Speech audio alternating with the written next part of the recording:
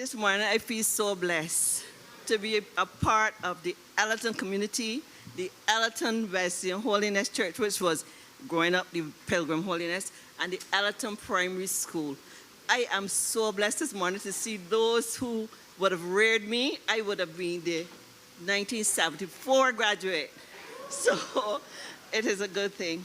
My task this morning is to give a snapshot of the pastors, two pastors that would have pastored, firstly, the Pilgrim Holiness Church.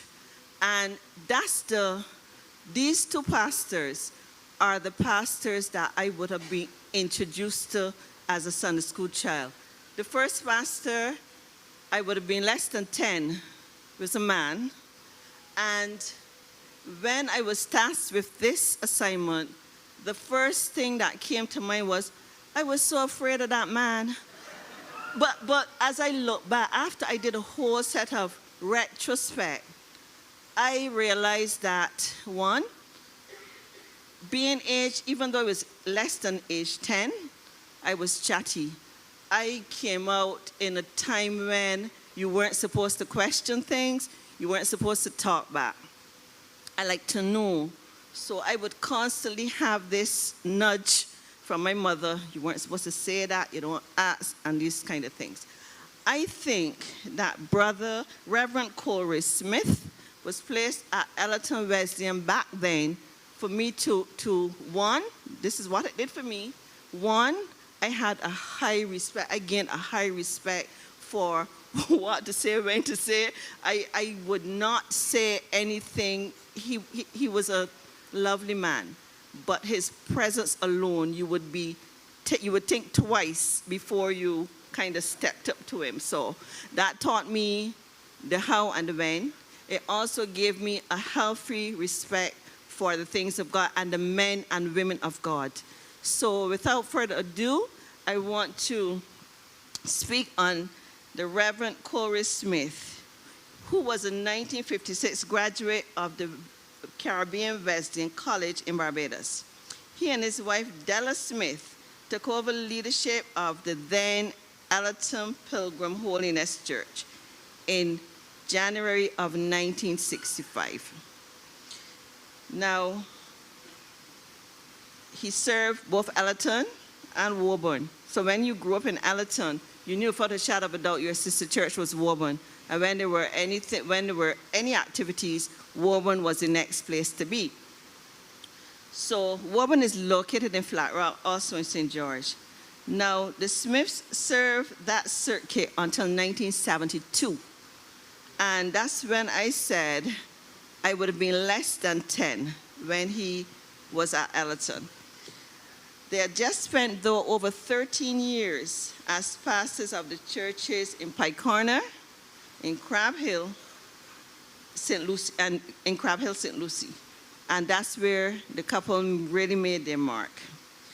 Now, in a 1997 interview with this couple, they remembered Allerton as a good church with lots of young people, especially men. That was prophetic because Allerton is now an excellent church, and it still has a lot of men and young people.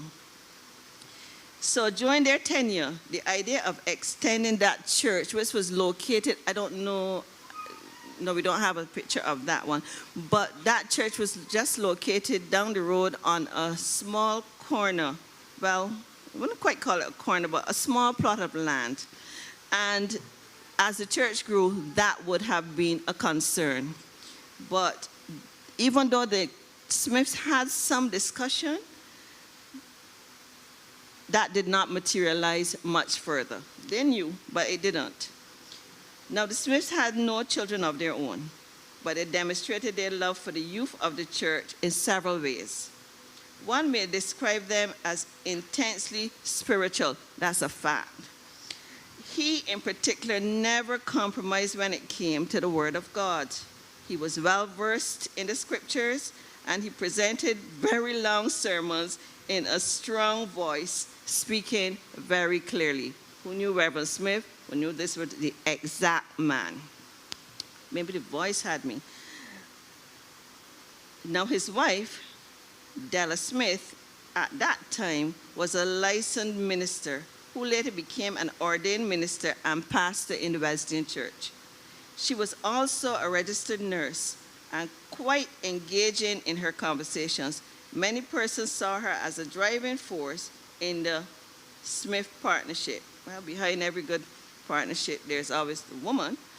At the time when dress standards were strictly observed and many persons felt restricted by them, Della was very stylish in her dress, yet she remained within the boundaries of that strict dress code which was established by the church.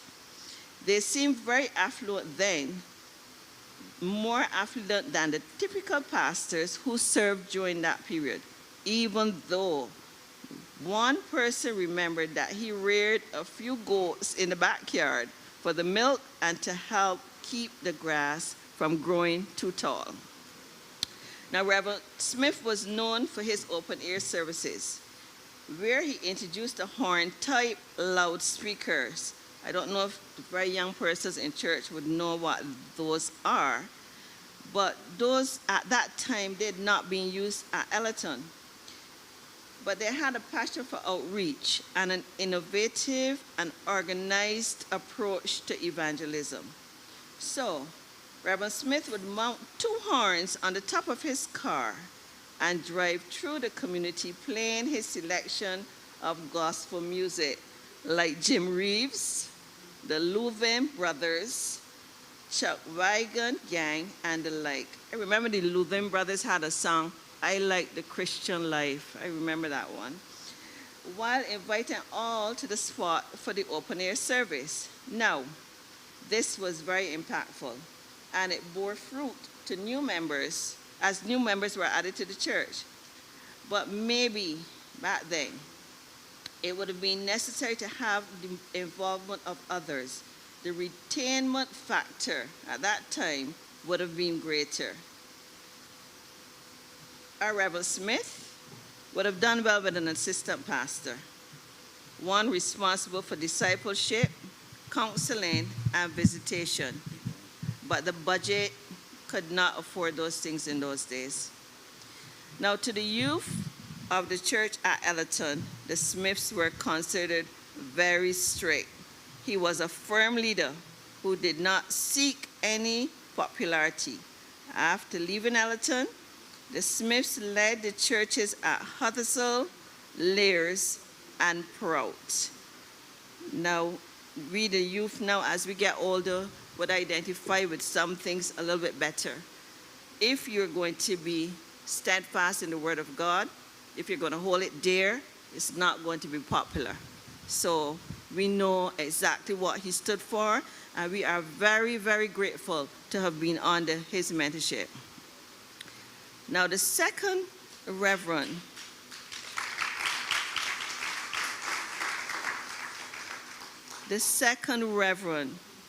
or I call her the gem. This was Reverend Ruby Christie. She was a gem. For those of us coming on the heel of Reverend Smith, the differences were stark in that whereas there was the strictness with him, she was strict, but she had a warmth and a softness that women bring to little children. So she was by far, I had loved that woman. Anytime I saw her, it was, that's her there, but it was this same calming effect that she would have on persons. Now, she was a 1958 graduate of the Caribbean Wesleyan College in Barbados. Sister Christie took her assignment in July 1972 and served until March 1983, where she was assigned as the pastor of the Britons Hill Church.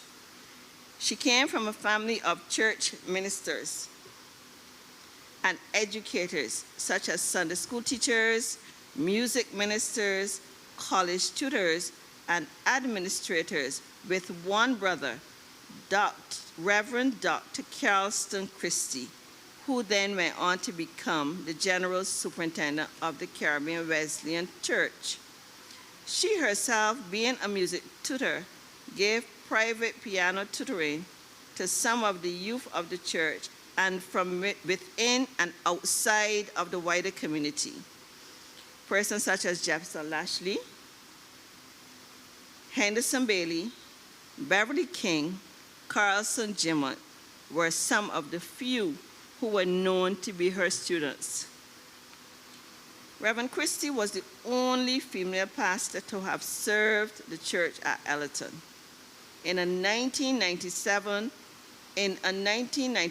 as preparations were being made to break ground, to commence the construction of this building, this is in 1997, she recalled that shortly after coming to Ellerton, the Lord blessed and prospered the work.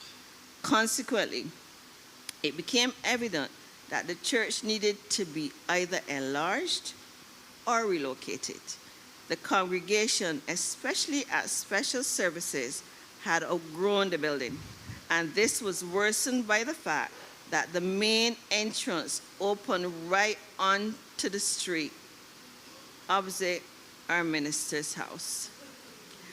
A building fund was started under her leadership to commence the move to where we are today. It was under Reverend Christie's leadership that the search for land officially began. So we're talking all the way back between 1972 and 1983. Though straight, she had a very pleasant personality and allowed the talents and the expressions of the young people of the church to explode and develop. The youth of that day remember the staging of nights of singing and drama competitions within the youth department. This led to the further development of the talents of the young people who were able to stage paid community concerts, raising money for the building fund previously established. The then very popular singing chorale, the Chandeliers, emerged during her stewardship, and the group sang all across the island at various churches and did a very successful evangelistic tour of St. Vincent. Under her pastoral tenure, the church dominated in zonal and national district youth competitions held in the Wesleyan Church, going on to represent the Barbados district at the regional level, emerging the overall winners. Sister Christie was warm, and she was a caring lady whose presentations were considered scholarly, and that was maybe as a result of her association with the college, because prior to full-time ministry, Sister Christie has spent many years as the matron of the Caribbean Wesleyan College. She had also served as a director of the Wesleyan Women in the Barbados district. She was very strong on Bible study and even introduced such studies on Sunday school mornings, as she believed that she did not have a large enough audience on Sunday evenings or Wednesday nights. I am sure that many of you who grew up under her ministry can remember her Sunday morning teachings on the tabernacle, complete with drawings as instructed to Moses. Sister Christie has been described as a gem who provided special care and ministry to single mothers in the community and encouraged and facilitated in their marriage when they joined the church. So, we always say in Ellerton, we always say of Ellerton, it's a church, but it's also a community. And we don't only work within the parameters of the church, but to the wider community. What you'd learned in Ellerton from the pastors that have come and gone and shared builds you for life. So persons are encouraged, send the children to Sunday school, expose them early to the Word of God.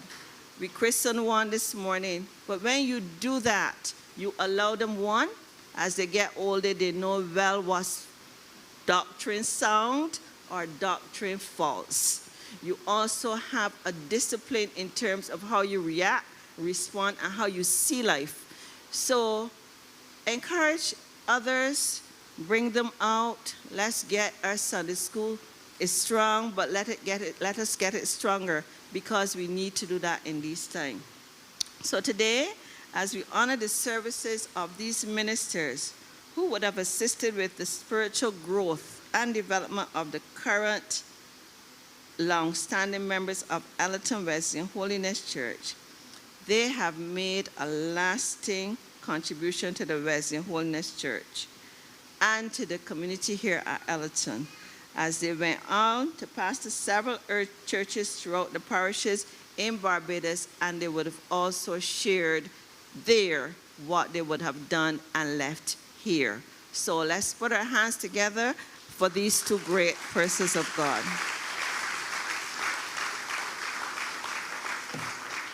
Before I go, all kudos goes to this script that was researched by Sandra S. Trotman.